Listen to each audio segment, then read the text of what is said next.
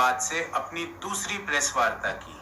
Market को बड़ी आशा थी इस प्रेस वार्ता से कि रिजर्व बैंक ऑफ इंडिया क्या क्या घोषणाएं करता है। तो मुझे समझ नहीं आ रहा, रिजर्व बैंक ऑफ इंडिया जो घोषणाएं कर रहा है उसकी जगह वित्त मंत्रालय को घोषणाएं करने की जरूरत है।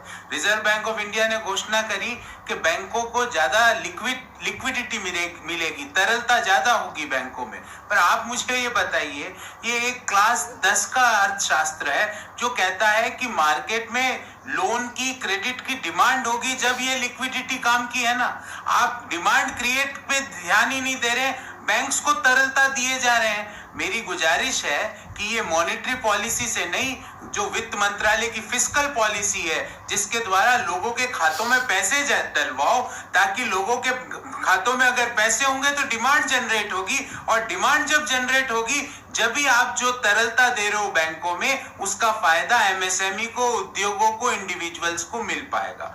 दूसरा issue, reserve bank of India हमेशा जब भी देश में इस तरह की प्रेस वार्ता करता है तो जीडीपी का फोरकास्ट करता है।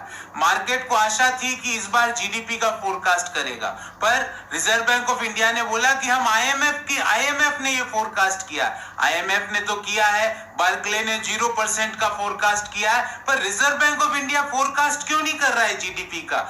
मेरे सरकार से दो आग्रह हैं, दो अनुरोध है। नंबर एक, आप रिजर्व बैंक ऑफ इंडिया से लिक्विडिटी मैनेजमेंट का समय नहीं है, आप मांग को बढ़ाइए, और मांग बढ़ाने के लिए लोगों के हाथ में पैसा पहुंचना चाहिए। इसीलिए बार बार हम कह रहे हैं कि प्रत्येक जनधन खाते में, प्रत्येक पीएम किसान खाते में, प्रत्येक पेंशनर खाते में 7,500 रुपए डलवाओ। और नंबर दो बात कि रिजर्व बैंक ऑफ इंडिया देश की जीडीपी का आकलन फोरकास्ट करके बताए, पूर्वानुमान करके बताए, जिससे हम हमारी गतिविधियों को और ज्यादा समग्र रूप से एक फोकस्ड अप्रोच अपना पाए।